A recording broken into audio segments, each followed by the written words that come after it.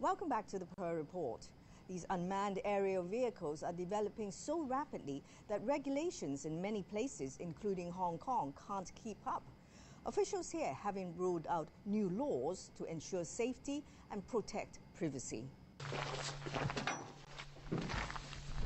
Here we go. This is my storage container for the models. Now you can see it's about 10 something. My hobby is radio controlled models, 35 something years.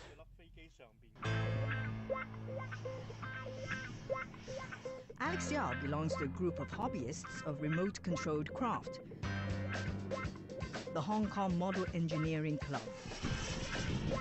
Normally they are cruising at about 200 miles per hour. Have you ever experienced your planes crashing? Always. Always. If you are lucky enough, then you can repair it. Otherwise, you have to buy a new one. Alex can only fly his toys at the club's 25,000 square meter airfield in Yuen Long. Weight is restricted to 20 kilos and flying height to 300 feet. The club has 200 members. Hi. A veteran member, Siu has been flying remote-controlled aircraft for 2 decades. I have about 10 aircraft. He started accumulating rotary UAVs 4 years ago. They're fun. They're also simple. No need for much equipment to film images from the sky. Siu plans to turn his hobby into a business, providing security and surveillance for private property. How to fly within a square, like drawing a diagram. You can automatically set the height also. Siu can program the drone to follow a flight path. The UAV can then be deployed to sweep any property anytime.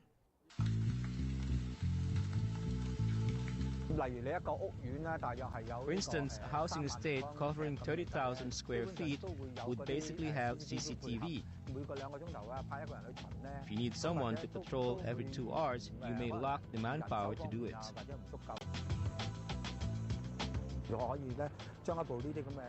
We can fly one of these drones to see if any intruder has entered. For instance, if someone is hiding on the rooftop. A form of deterrence to would-be intruders, drones watching and recording.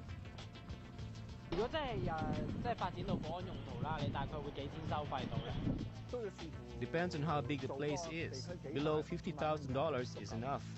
That's for a one-off contract to provide one drone plus training to fly the UAV, a commercial deal which requires a flying permit from CAD. What we are doing now is to consider it case by case to make sure the time, the location, and the level it's flying is safe for people or properties in the area. But Hong Kong has no licensing system to certify if people operating UAVs for commercial use are competent to fly.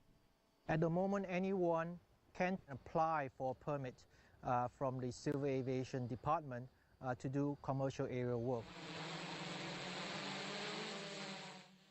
I have to land. My time's up. I have a permit from the UK Civil Aviation Authority to do aerial work in the UK. Jeffrey got his permit last March after completing a 2-day certification course recognized by the British government. We are tested on navigation, how to read weather charts, air safety, so where you are permitted to fly, where you are not permitted to fly without permission. You are tested on not only just flying the unmanned aircraft, but you are tested on safety operations. My drone is insured for $10 million against a third-party accident. The challenge for the regulator is this is a fast-evolving industry. There's lots and lots of new operators coming on board all the time. Many of them are not professional. They do not have insurance. They do not have the necessary experience. They do not have the latest technology. A CAD spokesman says there is no licensing system for UAV pilots in Hong Kong at this moment, but CAD has specific requirements in regulating UAV operations in Hong Kong. We have to look at every case, whether it is safe to operate that drone, whether the drone is certified by the manufacturer to a certain safety standard, the time of the operation, the airspace, whether the area you want to operate has other aircraft flying through, like helicopters, light aircraft. It's a wind speed gauge. If the wind is higher than, for us, 20 kilometers an hour, we generally say we will not fly. We do have insurance, we have qualified staff.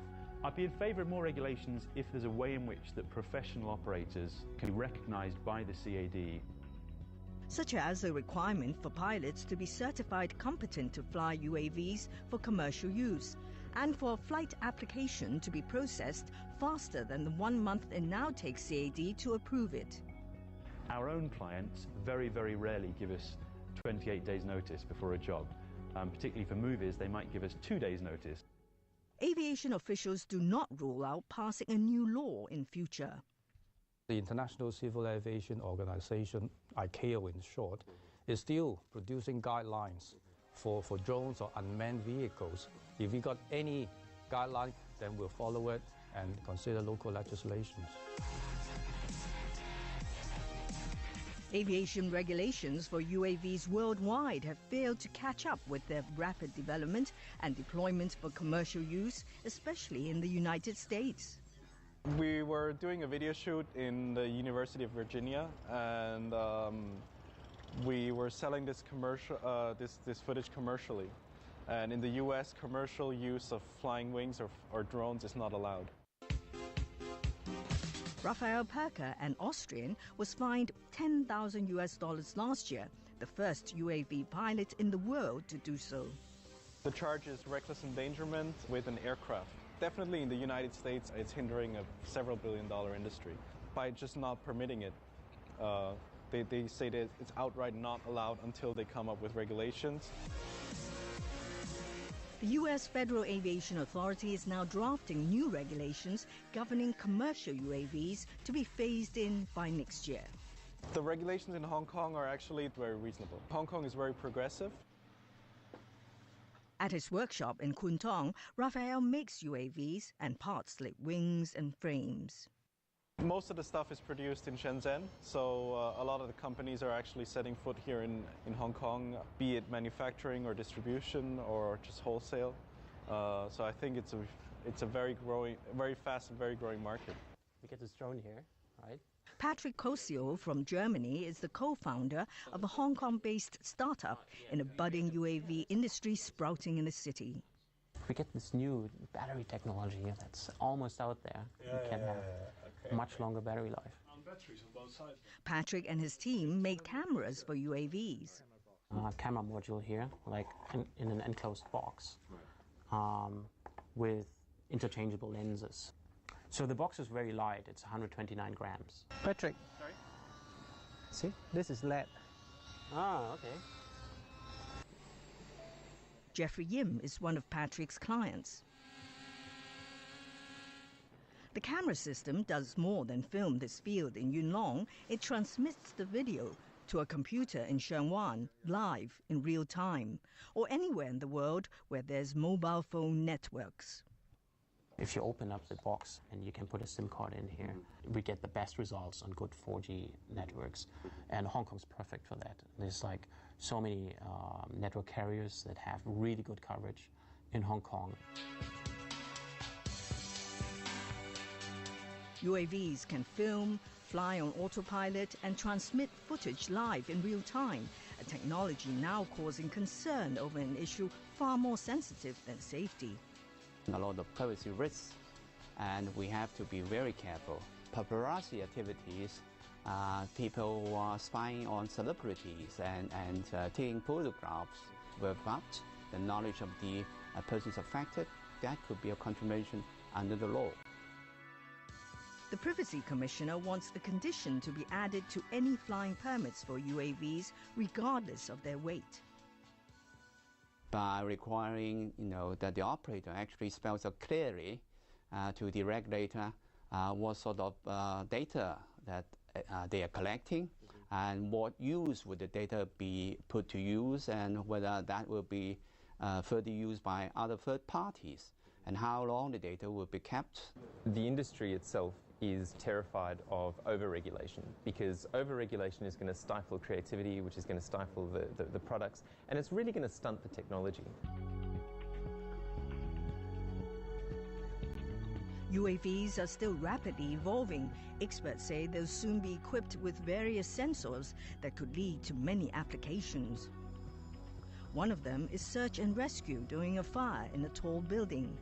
We can put the infrared camera to check up whether it's a live body or a dead body. The infrared camera can easily detect a different temperature for the body. They also give you some contour.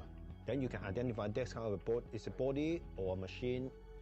Say, for example, you go hiking somewhere that are extremely inaccessible by anything but a boat or a helicopter. If someone is in need there, it's rather easy for a drone to drop off a medipack or something. I see a lot of applications for power line inspection, construction, real estate, so the possibilities are really endless. Well, thank you for watching our show. It will be re-aired on Tuesday and Saturday, as well as on tvb.com. Until next time, from the Pearl Report team, good night, good luck, and good health.